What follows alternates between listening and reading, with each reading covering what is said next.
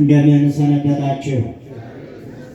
አሜን። አምላካችን እግዚአብሔር ስለማይነገር ስጦታው የምንከፍለው የሌለ ከምስጋና ውጭ ስጦታ የምንሰጠው የሌለለት አምላካችን ሁሉን የፈጠረ ሁሉን ያከናወነ ይህን ጊዜ የሰጠ ነገሮችን ሁሉ አከናውኖ ሕይወታችንን ጠብቆ ጨለማውን አሳልፎ ይህን ዕድል እንድናስቀድስ ቃሉን እንድንሰማ እንድንዘምር ከሰማያውያን መላእክት ጋር እንድናረፍ የፈቀደልን እርሱ ነውና ስሙ ለዘላለም የተመሰገነ ይሁን።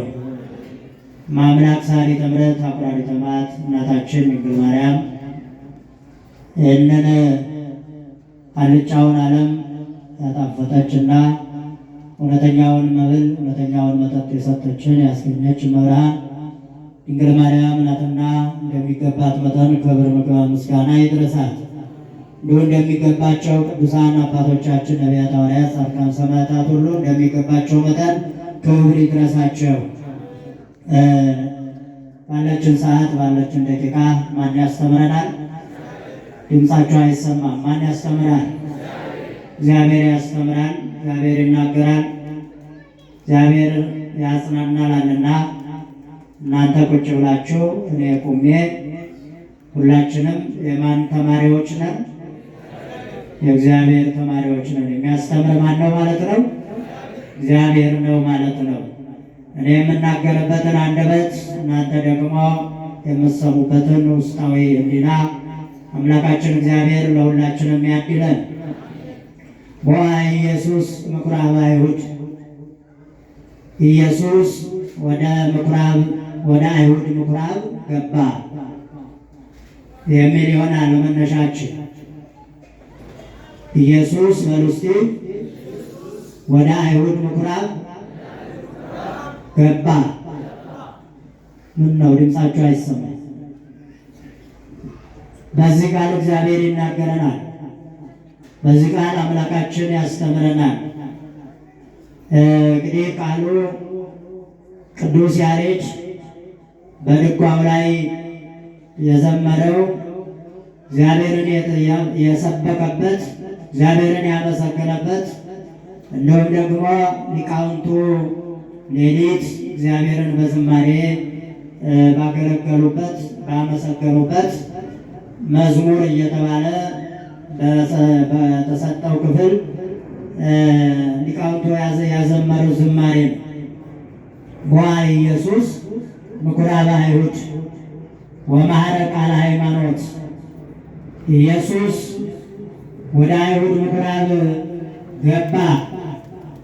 ለምን ገባ?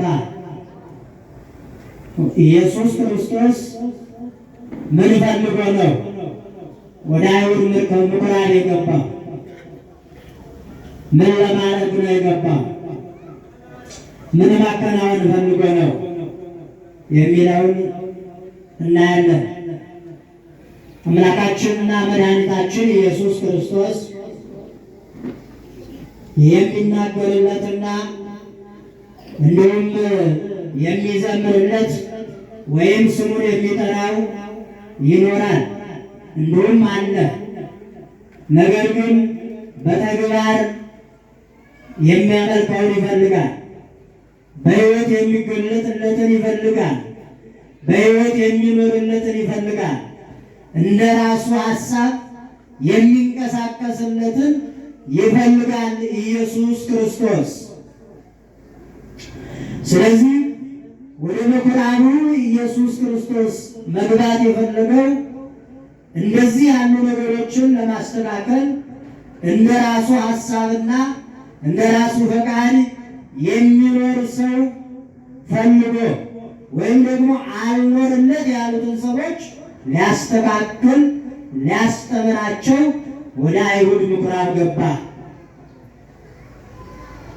አይሁድ ወደሚያመልኩበት፣ አይሁድ ወደሚሰበሰቡበት፣ አይሁድ ወደሚያስተምሩበት ምኵራብ ገባ ኢየሱስ። እዛ ምኵራብ ውስጥ ያላወቁት መምህራን አሉ፣ ያላወቁት አስተማሪዎች ነበሩና እንዳውቁት ፈልጎ ወደ ምኩራባቸው ገባ።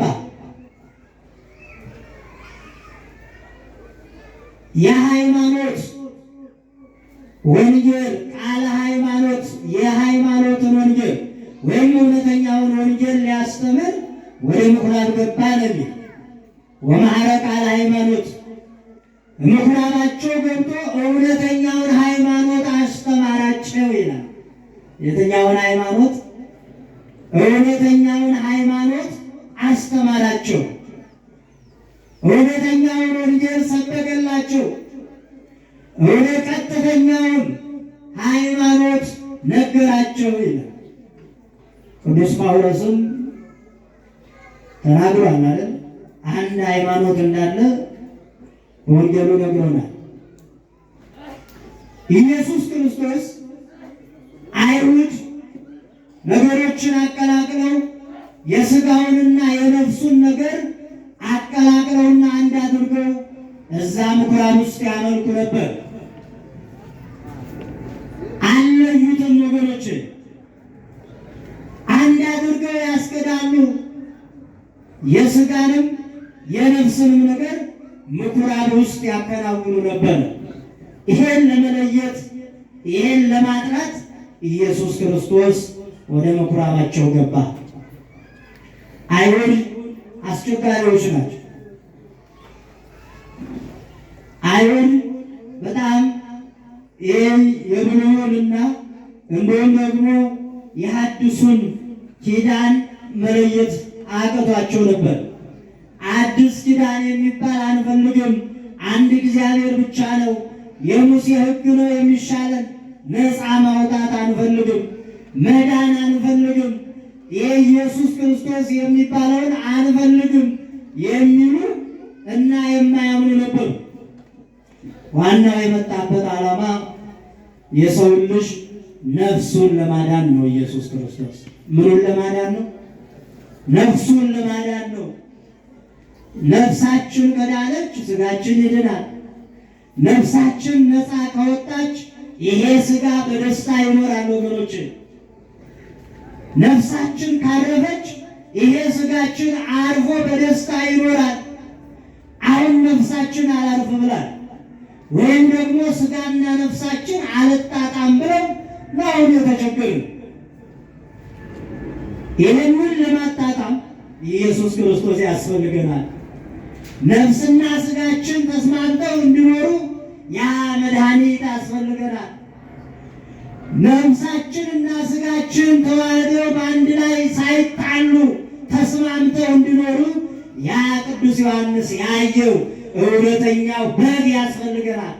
እውነተኛው ምግብ ያስፈልገናል። ምዕመናን አሁን ማረፍ ያልቻልነው ነፍስና ሥጋችን አልታረቁም፣ ወይም ደግሞ ሥጋችን አሸንፏል፣ ሥጋችን በልጦብናል። ይሄ ቢሆን ስለሆነ ዓለም ምስቅልቅሎ ወጥቷል። ቅዱሳን ያዩትን ማየት አልቻልንም። ቅዱሳን የኖሩለትን መኖር አልቻልንም። ዮሐንስ ያየውን ለልጆቻችን ማሳየት አልቻልንም። ዮሐንስ ያየው በሩቅ ሲያየው ለተከታዮቹ ያሳያቸውን ማሳየት አልቻልንም። በተግባር መኖር አልቻልንም። ስለዚህ ዓለም ተመሰቃቅላለች። ስለዚህ ማረፍ አልቻልንም፣ መደሰት አልቻልንም። አሁን ደስታ የተፈጸመን ያለ ዮሐንስ አሁን ኢየሱስ ክርስቶስን አይቼዋለሁ፣ ስለዚህ ደስታ ተፈጽሟል ያላል አለው። እኛ የነሱ ተከታዮች ነን አይደል? አሁን ደስታ የተፈጸመን ያለ ዮሐንስ የሚናፍቀው እሱ ነው ወገኖች። ከበረሃ እየጮኸ የወጣለት ብዙዎችን ያሳረፈ ያ ዮሐንስ ሲጠብቀው የነበረ ለሚጠብቁትም ሰዎች እውነቱን የተናገረ ያ ዮሐንስ ያረፈበት፣ ሰላም ያገኘበት፣ ደስታው የተፈጸመለት እሱ ያየውን ማየት ስላቃተን በቤታችን ሰላም ጠፍቷል፣ በኑሯችን ሰላም ጠፍቷል፣ በሕይወታችን ሰላም ጠፍቷል፣ ብቻችንን ማውራት ጀምረናል። ምን ስለሆነ? ኢየሱስ ክርስቶስ እኛ ጋር ስላልተስማማ። ዮሐንስ ያየውን ቅዱሳን የተጋደሉለትን ቅዱስ ጳውሎስ በነፍሱ ተወራርዶ ያገለገለውን በሮማ አደባባይ የመሰከረለትን ያ እውነተኛውን መሲህ አሁን ያሳረፈው በግርፋት በስራት ውስጥ ሰላም አለ። አይገርማችሁ? በስራት ውስጥ ሰላም አለ። ማንን ስናይ?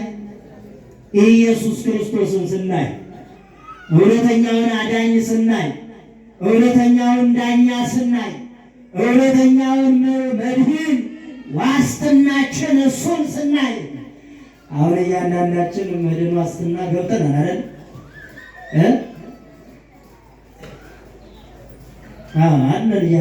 መድህን ዋስትና ብለን ለስጋችን፣ ነገር ግን ለነፍስም ለስጋም እውነተኛ መድህን በነፃ ዋስትና የሚሰጥ በነፃ የተንከባከበን በነፃ ዋጋ የከፈለልን እሱ ማን ነው? ኢየሱስ ክርስቶስ ነው ወገኖች። ከሦስቱ አካል አንዱ አካል አብ የተደሰተበት፣ አብ ደስታዬ በእርሱ ተፈጽሟል ያለለት፣ ዓለም ከአብ ጋር የታረቀበት ይሄ እውነተኛው ኢየሱስ ክርስቶስ ነው። ነቢያት ትንቢት የተናገሩለት፣ ሐዋርያት የሰበኩት፣ እነ ጳውሎስ እነ ጴጥሮስ በሮማ አደባባይ ለጥቅም ያለወጡት ክርስቶስ ነው ወገን። ይሄን ስናይ እናልፋለን። ይሄን ስናይ እንጽናናለን።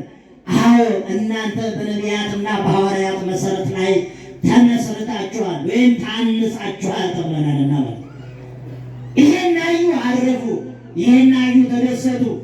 አሁን አንዳንዱ መጥቶ ቤተክርስቲያን የማይደሰታል፣ እሱን አይቶ የማይደሰታል፣ ቀራንዮን አይቶ የማይደሰታል፣ የሚቅበዘበዛል፣ ብዙ ነገር ያለው አሁን ወገኖች፣ ብዙ ነገር ነው። አሳራፊው ግን አንዴ እሱም እነ ድንግል ማርያም ያመሰገኑት ነፍሴ በእግዚአብሔር ደስ ይላታል፣ መንፈሴ በእግዚአብሔር ተደስታለች ማለት ነው። ስለዚህ የሰዎችን ደስታ ሊመልስ በምኩራባቸው ገባ። ደስታ ያረቃቸው በስጋዊ ነገር የተዋጡ ደስታ የራቃቸው ሰዎች ስለነበሩ በአይሁድ ምኩራብ ይህንን ሊያስተካከል ወደ ምኩራብ ገባ ኢየሱስ ክርስቶስ። ሲገባ የለም አስተማሪዎችም ዝም ብለዋል፣ አልነገሯቸውም። ለዩ፣ የነፍስና የስጋችሁን ለይታችሁ አስኪዱ አላሉ። ማን? ጸሐፍት ወይም ፈሪሳዊ፣ በጊዜው የነበሩ አስተማሪዎች፣ በጊዜው የነበሩ መምህራን፣ በጊዜው የነበሩ የአይሁድ አለቆች ሰዎችን በትክክለኛውና በትክክለኛው መንገድ እንዳመልኩ ስላላስተማሯቸው ወደዛ ምኩራብ ገባ። እውነተኛው አስተማሪ፣ እውነተኛው ሕይወት ኢየሱስ ክርስቶስ ወደዛ ገባ። በዚህ በዮሐንስ ወንጌል ምዕራፍ 2 ቁጥር 14 ጀምራችሁ ስታነቡ የምታገኙት ኃይለ ቃላት ዮሐንስ ወንጌል ምዕራፍ 2 ቁጥር 14 ላይ ኢየሱስ ክርስቶስ ወደ ቤተ መቅደስ የገባበት ወይም ወደ ምኩራቡ የገባበት ዋናው ዓላማ እዛ ጋር አምልኮ ይካሄዳል፣ እንዲሁ ደግሞ ሸያጮች ይቷጧፉ ነበረ ይላል መጽሐፍ ቅዱስ።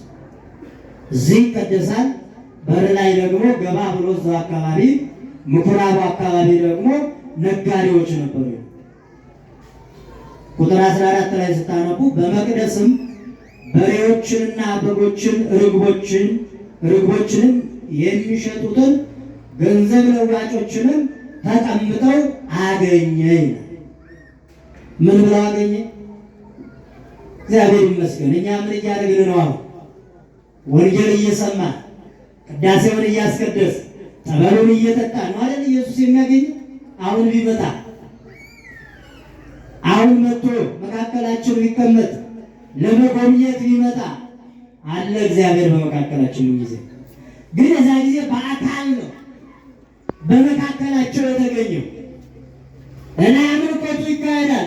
በዙሪያው ደግሞ በገበያ ገንዘብ ለዋጮች በጣም ተጧጡፎ አምልኮውን አስቸጋሪ አድርጎት ነበር። ይሄ መጥራት አለበት አለ ኢየሱስ ክርስቶስ። ይሄ መለየት አለበት አለ ኢየሱስ ክርስቶስ። እንደዛ አይሆንም፣ ለስጋችሁ ይደርሳል፣ የምታስቀደሙትን ማወቅ አለባችሁ አላቸውና እነዚህን ለዋጮችን ገንዘብ የሚለውጡትን የሚሸቃቀጡትን ጌታችን አምላካችን መድኃኒታችን ኢየሱስ ክርስቶስ አጠራ፣ አስወጣይ። ወገኖች የምንጠነቀቀው ቤተ መቅደሱ ስንወጣ ለራሳችን ይሁን፣ ለራሳችን ይሁን።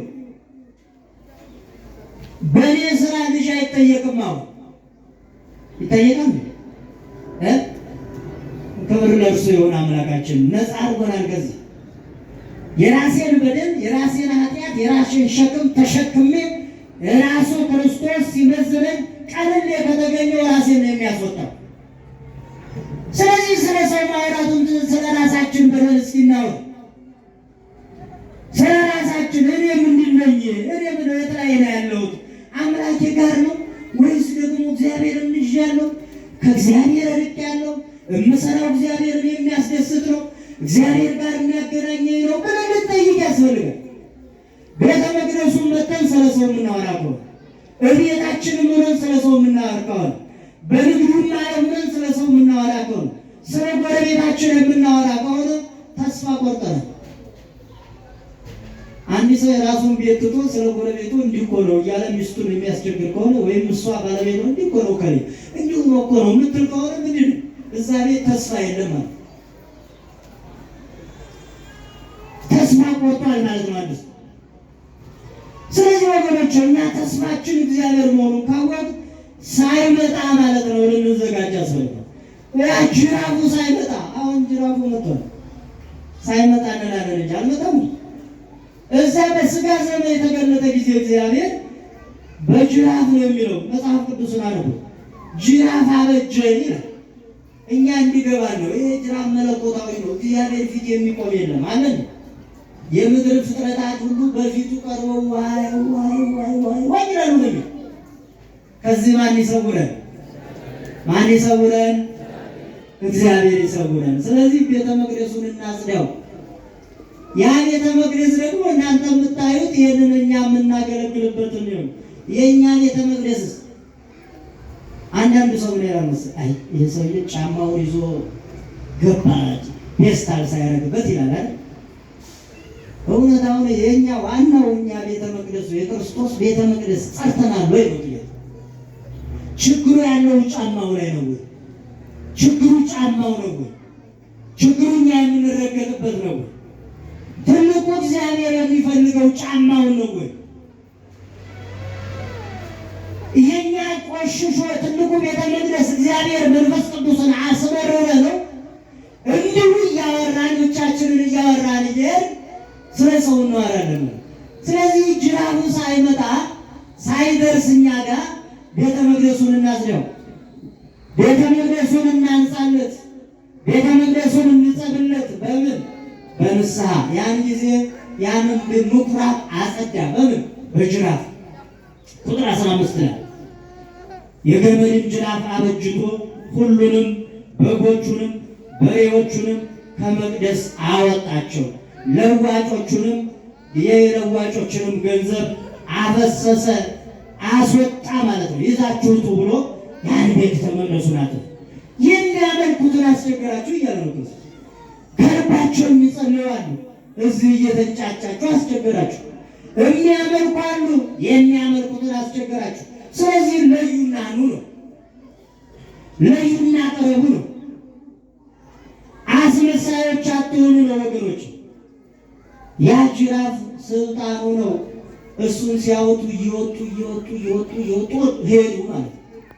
እንጂ ክርስቶስ የገመድ ጅራፍ ሲፈጥር አይሆንም። አይኑ ጅራፍ ነው። እሱ ፊት የሚቆም የለም። ቃሉ ጅራፍ ነው። አልሰማ ያላያችሁም? በዮሐንስ ወንጌል ምዕራፍ ያቺ ዘማዊ ናት ብለው ያቀረቧትን ሴት ምንም ሳይናገር መሬት ላይ ጻፈ። ተሰብስበው ከሻሾች ቆመዋል፣ የሐሰት ምስክሮች ቆመዋል። እዛ ምንም አላነሳም። የዛ ጋር እንዲያረገ ጻፈ። ምን አለ? ንጹሕ የሆነ ከበደል የነጻ ያልበደለ። እንደው ወገኖች እውነት ቢሆኑ እነዛ ሰዎች ሴቲቱ ብቻ ናት መቅረብ የነበረበት? ሴቲቱ ብቻ ናት? ወንዱስ የተለ ብቻዋን ነው የምትዘሙተው? ንገሩኝ። ነው እንዴ? አይደለም አይደል? ሌላ አካል አለ። ያንን አላመጡ። ውሸታሞች ነው። ይሄንም አላለበሱ ስለሚያው። እሺ ከእናንተ መካከል ንጹሕ የሆነ ይውገራት። በምድር ላይ ሲጽፍ ድምፅ ሳይወጡ እየሾለኩ ፊቱ ላይ መቆም አልቻለም። ስለዚህ ጅራፉ ይሄ ፍትሐዊነቱ ጅራፍ ነው። ፊቱ ሳት ነው፣ ገጹ ሳት ነው። እንደምን ቻልሽ አለ። ዓለም የማይችሉትን ዓለም የማይወስኑትን እንደምን ወሰንሽው አለ። እዛ አምላክ ፊት መቆም የሚችለው በንጽህና በቅድስና በንስሐ ሕይወት የተመላለሰ ነው። ስለዚህ ቤተ መቅደሱን እንዴት እናንጻው?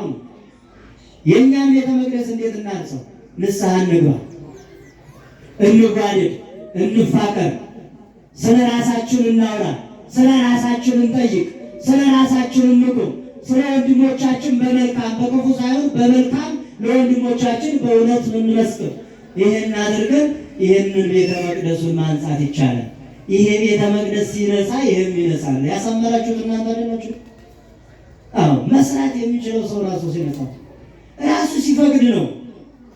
ለእግዚአብሔር ንጹሕ ስንሆን ነውና ለእግዚአብሔር ንጹሕ ነን። የእኛን ቤተ መቅደስ ስለ አይሁድ ምኩራብ አይደለም አሁን ማውራት የፈለገ። ያንን ክርስቶስ አነጻው፣ አስወጣ። አስቸጋሪዎችን በትክክል የማያመልኩትን አስወጣ። ዛሬስ እኛ ጋር ያለው እንዴት እንሆን ስንል አሁን ባልኳችሁ የመጀመሪያ ክርስቶስ ሳይመጣ ንስሐ እንግባ፣ በፍቅር እንኑር። ከዛ በኋላ ፍቅር አለ። ከዛ በኋላ ሥጋ ወደሙ አለ። በእነዚህ ነገሮች ታጥበን በንጹሕ ሳሙና ልብሳችን እንደምናጸዳ የክርስቶስን ቤተ መቅደስ ስለኛ ዋጋ የከፈለለትን ይህን ቤተ መቅደስ ይፈልገዋል። ስለ ወንድሞቻችን በመጨነቅ ስለ ወንድሞቻችን በማሰብ አስቀድመን ለወንድሞቻችን በማሰብ የእግዚአብሔርን መንግሥት እንድንወርስ አምላካችን ሁላችንንም ይርዳን። ያስተማረን የመከረን የቅዱሳን አምላክ ክብር ምስጋና አምልኮትና ወዳሴ ለእርሱ ይሁን። በንስሐ ሕይወት ተመላልሰን ንስሐ ገብተን እንዲሁ ደግሞ እስካሁን ደግሞ ተቀብለን ያችን ተስፋ የምናደርጋትን ዓለም ይህ ዓለም ሳይሆን የላይኛውን ዓለም ተስፋ የምናደርገው መንግሥቱ እንድንወርስ አምላካችን ይርዳን። ይቆየን።